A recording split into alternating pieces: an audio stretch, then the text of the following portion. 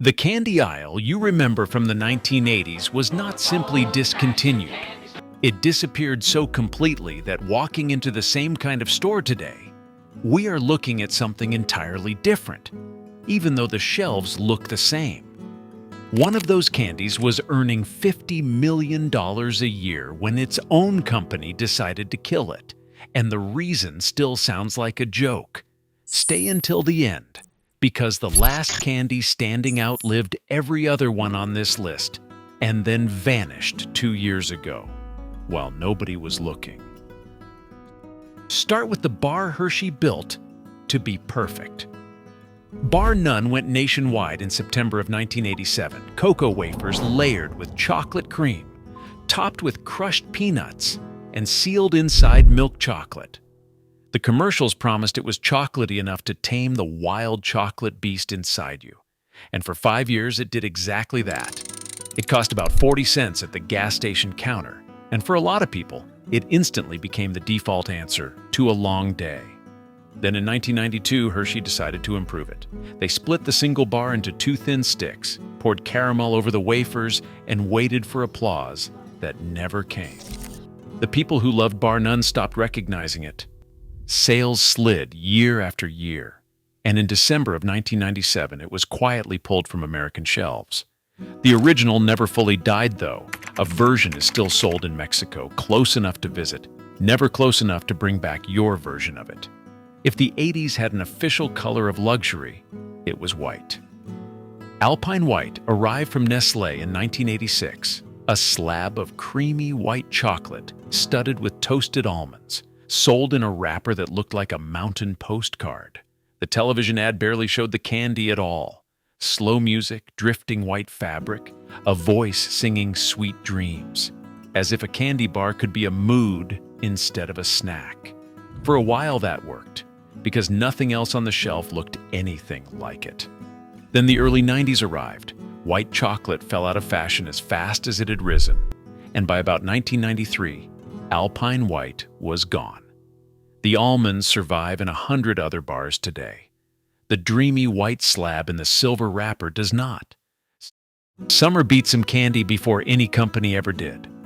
The Summit Bar from Mars was 2 light wafer sticks coated in peanut butter, rolled in crisp peanuts, and covered in milk chocolate. It ate like a cookie, pretending to be a candy bar, and kids treated the twin sticks as 2 turns at the same treat. Then physics got involved. Kids had a running joke about it long before Mars ever said a word, that no other bar in the checkout aisle turned a soup in your pocket quite that fast. Mars tried to save it anyway, made the sticks longer and thinner, and only made the melting worse.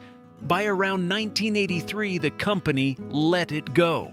Summit did not lose to another candy bar. It lost to the weather, and that is a defeat nobody ever got to argue with. Now for the $50 million mystery from the beginning. PB Max appeared at the very end of the decade, a thick square of real peanut butter sitting on a whole grain cookie wrapped in milk chocolate. It was heavy in the hand, almost a meal, and America loved it to the tune of roughly $50 million in sales within a few years. Then Mars killed it anyway.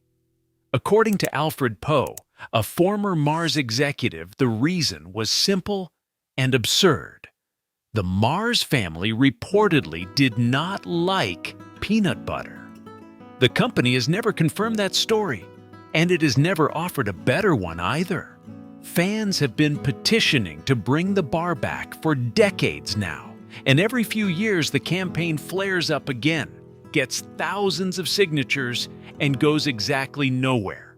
Whatever the full truth is, PB Max remains the rare candy that was not killed by weak sales, by sugar panics, or by melting.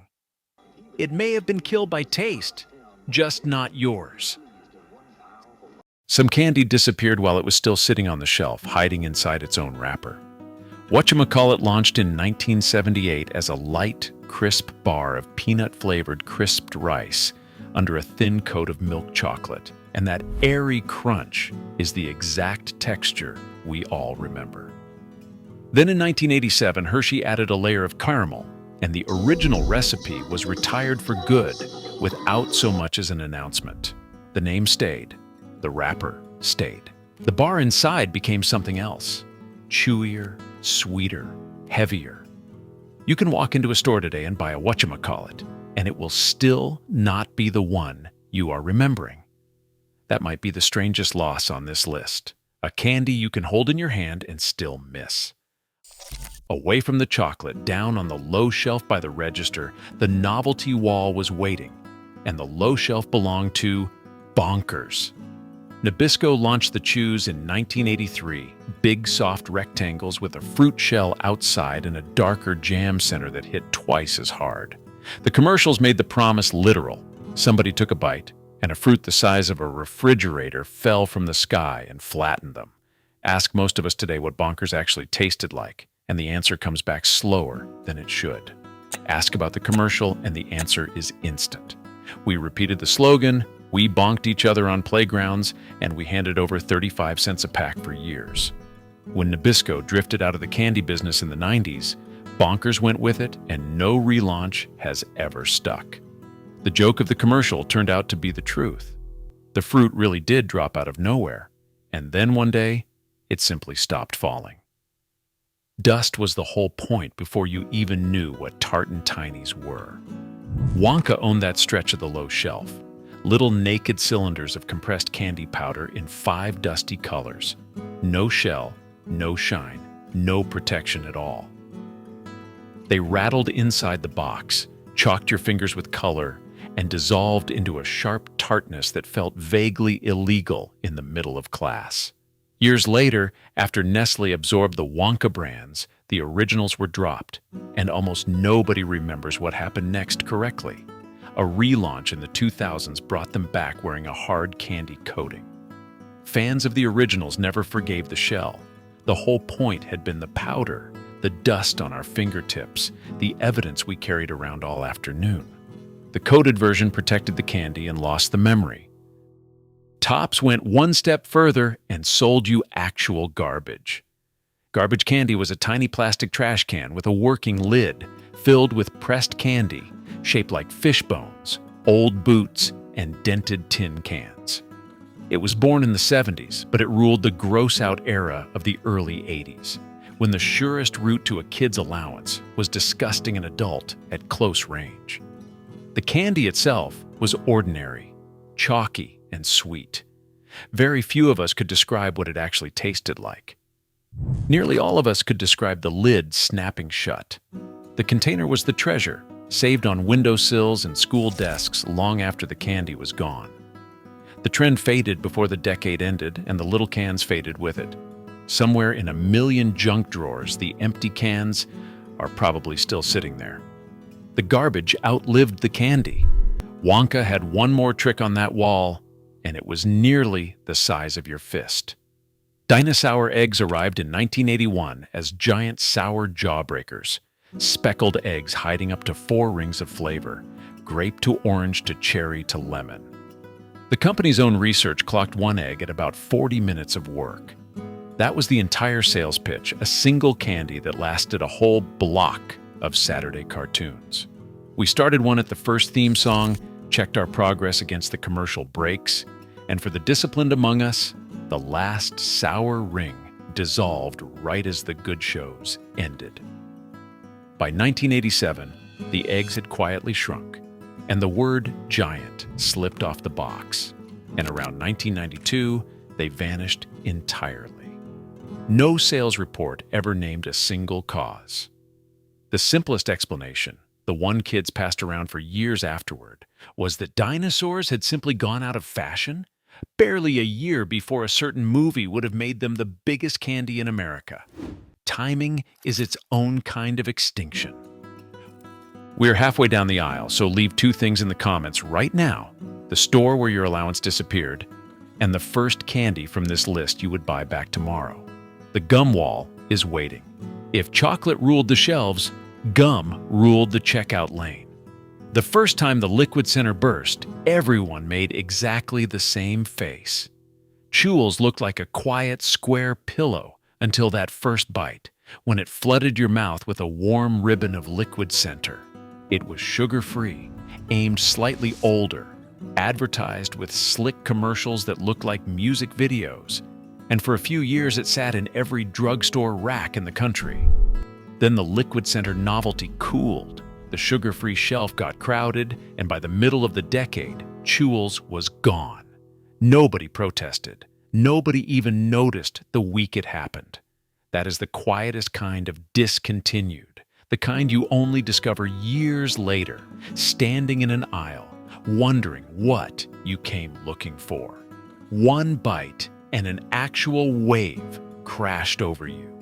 Cold fruit syrup breaking loose from the center of a thick chunk of gum.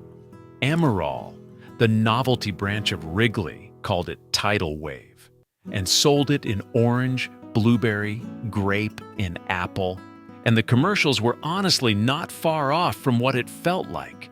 The gum ran from 1981 to about 1989, and then slipped away, an expensive gimmick whose flavor never lasted as long as its wave.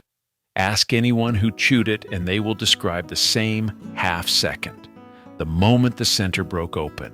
8 years on the shelf, remembered for half a second. That half second is doing a lot of work in a lot of memories.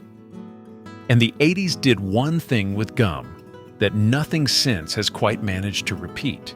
It taught gum to impersonate soda. There was a licensed Dr. Pepper gum with a spicy sweet syrup center, a 7-Up gum right beside it, and the Hubba Bubba soda pop line chasing root beer and cola.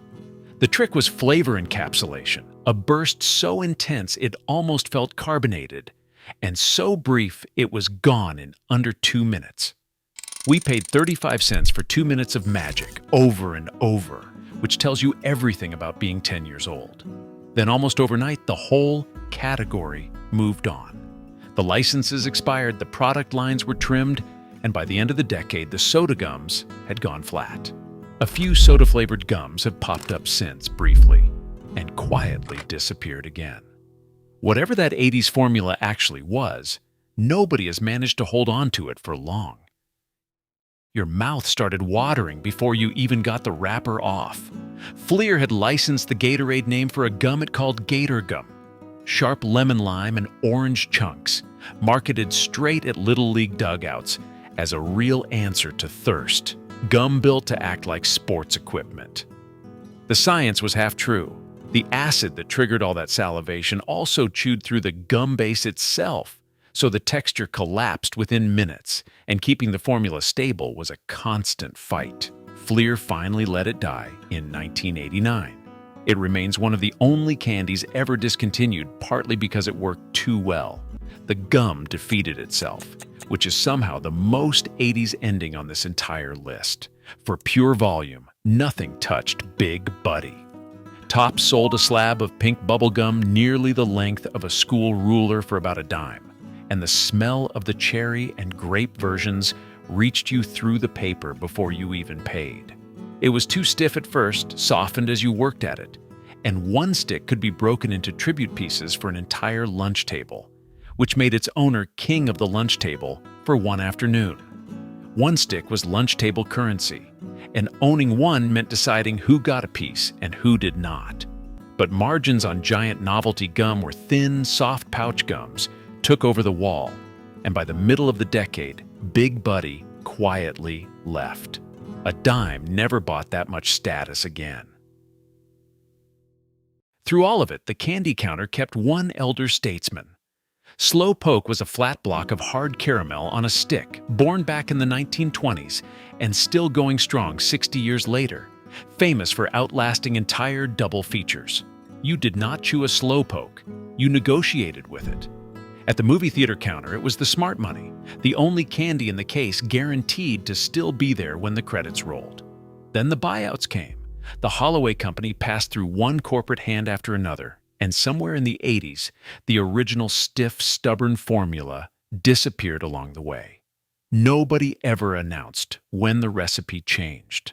It just got a little easier to finish, one batch at a time, until the finishing was the whole complaint. There is a candy called Slo Poke, sold today. Softer, made by a different company. And longtime fans will tell you it gives up far too easily.